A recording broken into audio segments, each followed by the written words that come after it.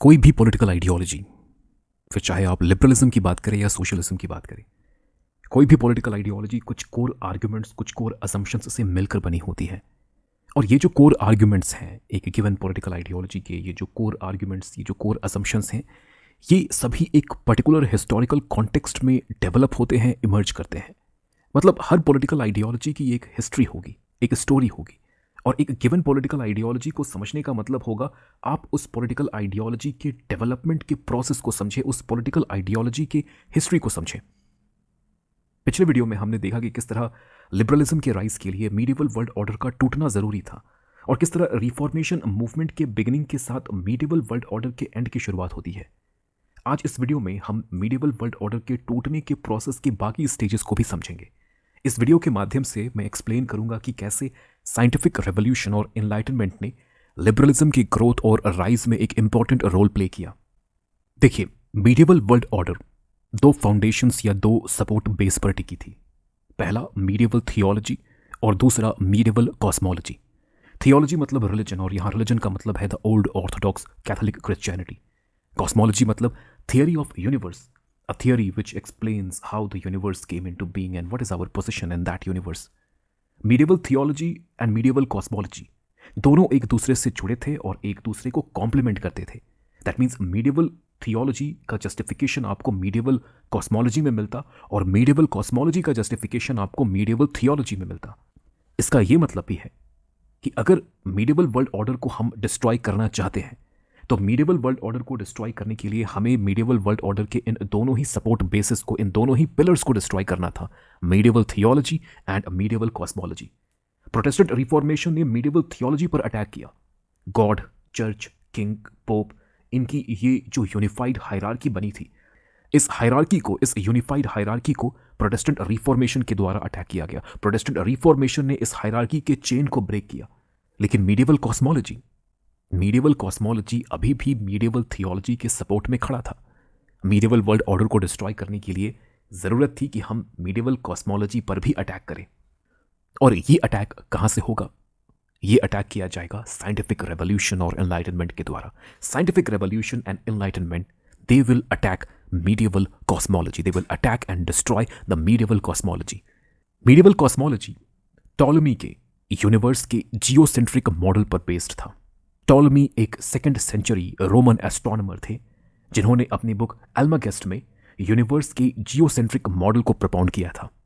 इस geocentric model के तहत टॉलमी ने कहा, अर्थ पूरे यूनिवर्स का सेंटर है। Earth is at the centre of the universe. बाकी जितनी भी सेलेस्टियल बॉडीज हैं, सन, मून, प्लैनेट्स, स्टार्स, ये सभी अर्थ के अराउंड रिवॉल्व करती हैं।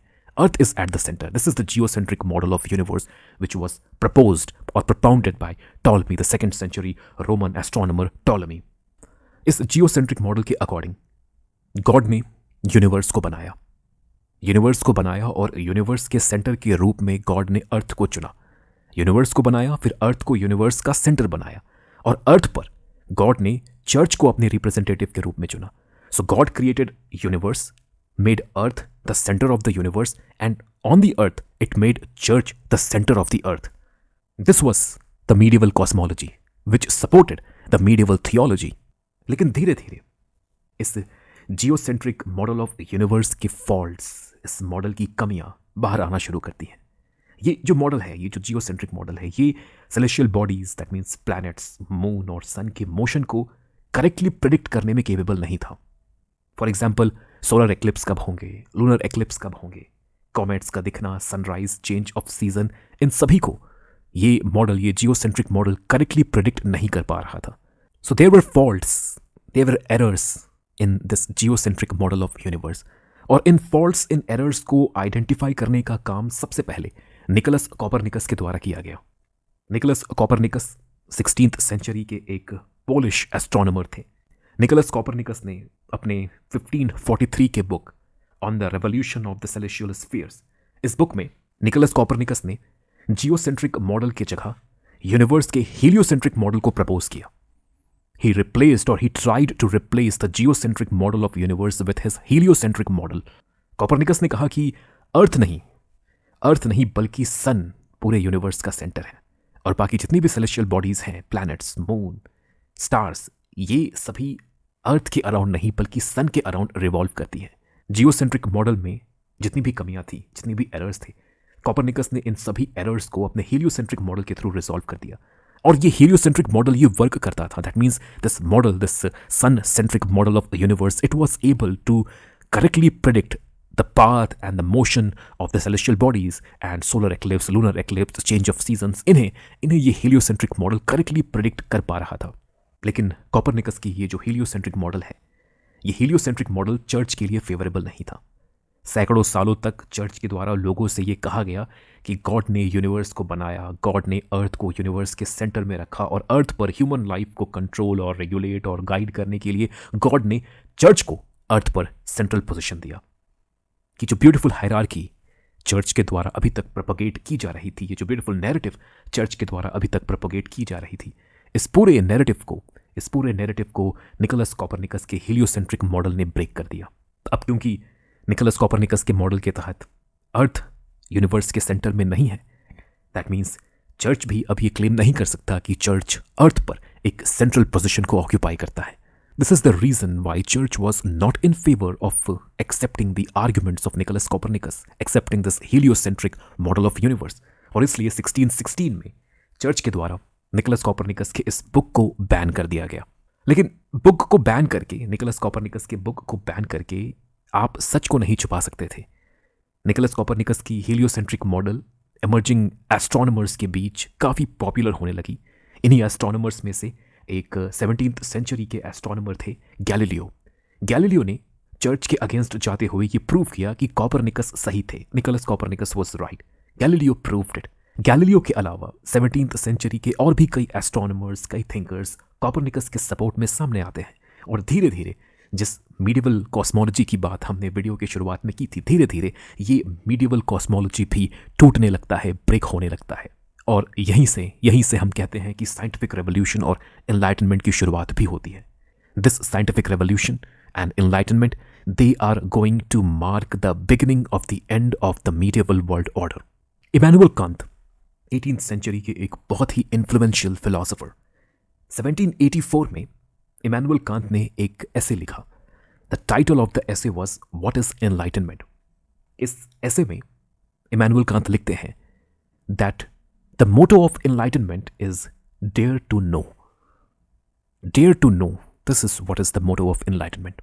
That means बिना गॉड को इन्वोक किए, बिना रिलीजन की बात किए, बिना फेथ, डिविनिटी और सुपरनैचुरल पावर की बात किए, सच्चाई को ढूंढना, ट्रुथ तक पहुंचना, नॉलेज को बिल्ड करना, this is what is enlightenment.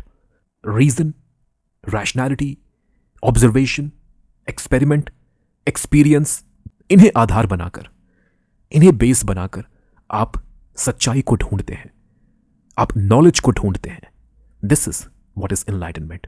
Enlightenment की फाउंडेशन साइंटिफिक मेथड पर बेस्ड थी। Francis Bacon, he was one of the first enlightenment philosopher who talked about scientific method. अपनी 1620 की बुक नोवम ऑर्गैनम में फ्रांसिस बेकन नॉलेज को acquire करने के लिए एक नए मेथड की बात करते हैं। फ्रांसिस बेकन ने कहा कि रीजन, ऑब्जर्वेशन, एक्सपेरिमेंट, एविडेंस, इनके बेसिस पर अक्वायर किया गया नॉलेज ही सही मायने में नॉलेज होता है। Religion, faith, God, supernatural power, इन सभी को इन्वोक करके अगर आप नॉलेज को बिल्ड करते हैं या क्लेम करते हैं कि आपके पास किसी सब्जेक्ट के ऊपर नॉलेज है, तो फिर वो नॉलेज नहीं, वो एक मिथ है, एक फॉल्सहुड है। हकीकत में वो एक मिथ, एक फॉल्सहुड है। नॉलेज सिर्फ साइंटिफिक मेथड के थ्रू अक्वायर किया जा सकता है। और साइंटिफिक मेथड का मतलब क्या है? You use reason, you use rationality, you do experiments, you observe, you test. अपने एक्सपीरियंस के बेसिस पर, अपने रीजन, रैशनैलिटी को यूज करके आप नॉलेज को बिल्ड करते हैं, ट्रुथ तक पहुंचते हैं। तभी उस एक्सप्लेनेशन, उस ट्रुथ को हम एक बॉडी ऑफ नॉलेज की तरह एक्सेप्ट करेंगे। फ्रांसिस बेकन के बाद एनलाइटनमेंट और साइंटिफिक रेवोल्यूशन के नेक्स्ट प्रोमिनेंट फिगर हुए रेने डेकार्ट। रेने डेकार्ट अपनी 1641 की book mediation on first philosophy, अपनी इस बुक में रेने डेकार्ट कहते हैं कि कंप्लीटली सर्टन, पूरी तरह से विश्वसनीय ट्रुथ या नॉलेज तक पहुंचने का एक ही रास्ता, एक ही प्रोसेस है, और वो है doubt, through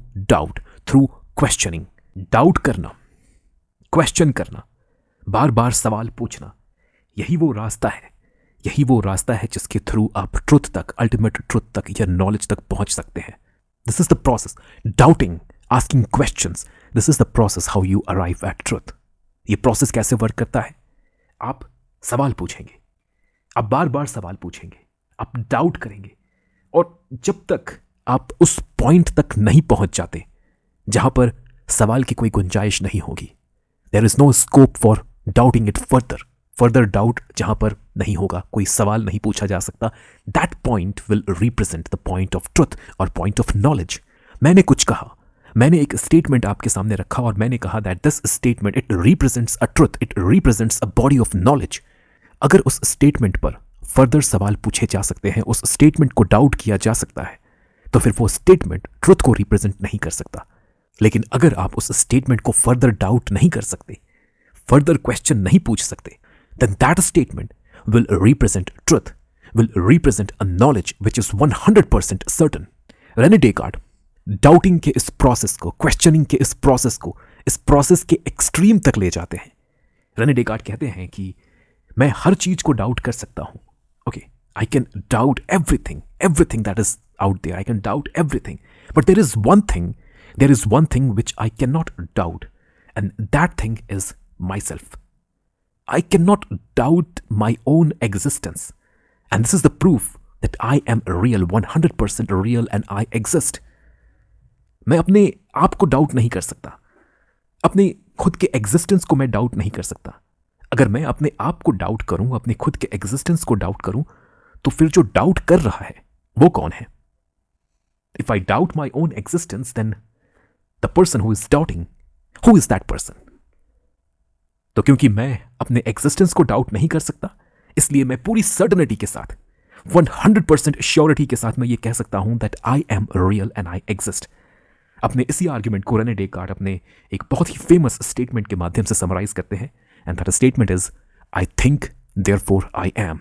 this is one of the iconic statement of enlightenment and scientific revolution. I think therefore I am. Descartes के बाद एनलाइटनमेंट के नेक्स्ट प्रोमिनेंट फिगर है आइजैक न्यूटन। 1687 आइजैक न्यूटन अपनी बुक प्रिंसिपिया मैथमेटिका को publish करते हैं। This book Principia Mathematica by Isaac Newton, it was a path breaking publication in the field of science, physics and philosophy. इस book में Isaac Newton ने physics के उन नियमों को प्रपाउंड किया, उन लॉज को डिस्कवर किया जो नियम आज भी क्लासिकल फिजिक्स के फाउंडेशन के रूप में काम करते हैं, फाउंडेशनल नियम की तरह काम करते हैं। आइजैक न्यूटन ने अपनी इस बुक प्रिंसिपिया मैथमेटिका में laws of motion, theory of gravity जैसे इटर्नल नियमों को प्रपाउंड किया, और न्यूटन ने हमें अपने इन लॉज के थ्रू, इन laws of motion, laws of gravity, अपने इन लॉज के थ्रू न्यूटन ने हमें ये बताया और इस बात को प्रूव किया कि सिर्फ साइंस और मैथ्स की मदद से ही आप पूरे यूनिवर्स को एक्सप्लेन कर सकते हैं। यूनिवर्स को समझने के लिए, अपने फिजिकल वर्ल्ड को समझने के लिए, रियलिटी को समझने के लिए आपको बस साइंस और मैथ्स की जरूरत है। कहीं भी आपको गॉड या रिलीजन या फेथ या सुपरनैचुरल पावर को इन्वोक करने की जरूरत नहीं पड़ेगी। बिना गॉड को इन्वोक किए, बिना रिलीजन, फेथ को इन्वोक किए आप रियलिटी को एक्सप्लेन कर सकते हैं, आप हमारे फिजिकल वर्ल्ड को एक्सप्लेन कर सकते हैं, यूनिवर्स को एक्सप्लेन कर सकते हैं। This is what was proved by Isaac Newton. तो इस तरह से Copernicus, Galileo, Francis Bacon, Rene Descartes, Isaac Newton, इन सभी ने मिलकर यूरोप में साइंटिफिक रेवोल्यूशन और एनलाइटनमेंट की शुरुआत की। एनलाइटनमेंट और साइंटिफिक रेवोल्यूशन के इन आर्ग्यूमेंट्स से इस पीरियड के, इस टाइम पीरियड के हमारे पॉलिटिकल फिलोसोफर्स भी अछूते नहीं थे। Our political thinkers were also influenced by the logic of the scientific revolution and enlightenment, and the most important among them was Thomas Hobbes.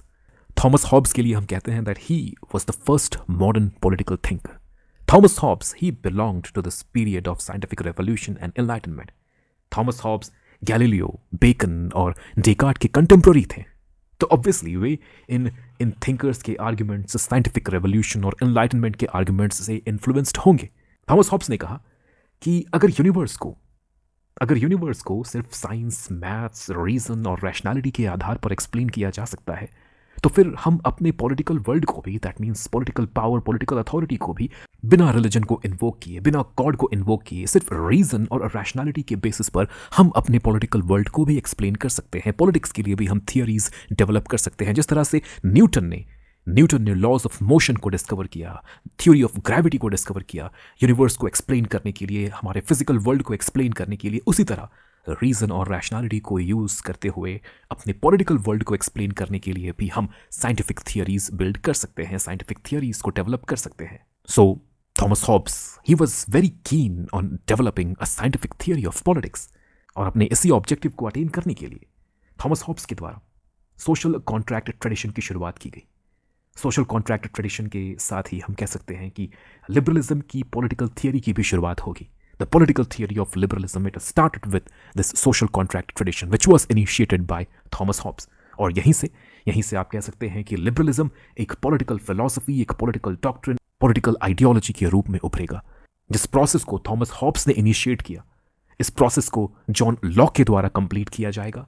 और जॉन लॉक की जो थियरीज हैं, John Locke की theories, liberal theories, इन theories का clear application हम English revolution, American revolution और French revolution में देखेंगे। तो लिबरलिज्म की स्टोरी, अभी तक की स्टोरी ये थी। नेक्स्ट वीडियो में हम लिबरलिज्म के ग्रोथ और डेवलपमेंट के अपने इस स्टोरी को कंटिन्यू रखेंगे। वीडियो को एंड करने से पहले मैं आपको ये बताना चाहूँगा कि लिबरलिज्म एक बहुत ही एक्सटेंसिव टॉपिक है, एक बहुत ही एक्सटेंसिव पॉलिटिकल आइडियोलॉजी है, जिसे आप एक पॉलिटिकल फिलॉसफी की तरह भी पढ़ सकते हैं। यूट्यूब पर हम लिबरलिज्म के कुछ ही टॉपिक्स को डील करेंगे, खासकर ये जो पहला टॉपिक है ओरिजिन्स ऑफ लिबरलिज्म, और इस टॉपिक के तहत ये जो रेवोल्यूशंस हैं, हम इन रेवोल्यूशंस को यूट्यूब पर समझेंगे। लेकिन लिबरलिज्म के बाकी जितने भी टॉपिक्स हैं, जितने भी टॉपिक्स आपको इस स्क्रीन पर दिख रहे हैं, इन सभी टॉपिक्स को हमने पॉलिटिकल साइंस के हमारे ऑनलाइन कोर्स में कवर किया है। दीज आर एक्सटेंसिव टॉपिक्स, और इन टॉपिक्स की ज़रूरत, लिबरलिज्म के इन एक्सटेंसिव लेक्चर्स की ज़रूरत आपको तभी पड़ेगी जब आप यूपीएससी पॉलिटिकल साइंस ऑप्शनल जैसे एग्जाम्स या फिर नेट एचआरएफ जैसे एग्जाम्स की तैयारी कर रहे हैं। So if you are preparing for these exams, for UPSC Political Science Optional and for the upcoming NET GRF exams, और आप पॉलिटिकल साइंस के हमारे इन लेक्चर्स के बेनिफिट्स को अवेल करना चाहते हैं, तो फिर आप पॉलिटिकल साइंस के हमारे ऑनलाइन कोर्स से जुड़ सकते हैं। इस कोर्स से रिलेटेड और अधिक जानकारी के लिए, इस कोर्स में एनरोलमेंट के लिए व्हाट्सएप के माध्यम से आप हमें इस नंबर पर कॉन्टैक्ट कर सकते हैं। I hope that this video was useful to you. Thank you so much for listening.